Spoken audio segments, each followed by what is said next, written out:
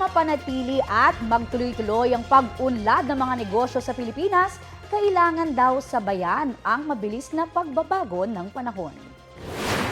Diyan po sumisentro ang celebration ng 50th year ng Philippine Business Conference and Expo.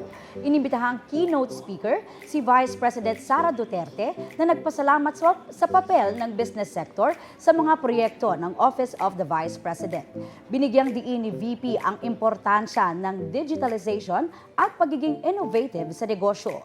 Sabi ng Philippine Chamber of Commerce and Industry na organizer ng Yearly Business Conference and Expo, patuloy silang makikipagtulungan sa gobyerno para mapalakas ang mga negosyo, job generation at mapaunlad ang ekonomiya ng Pilipinas.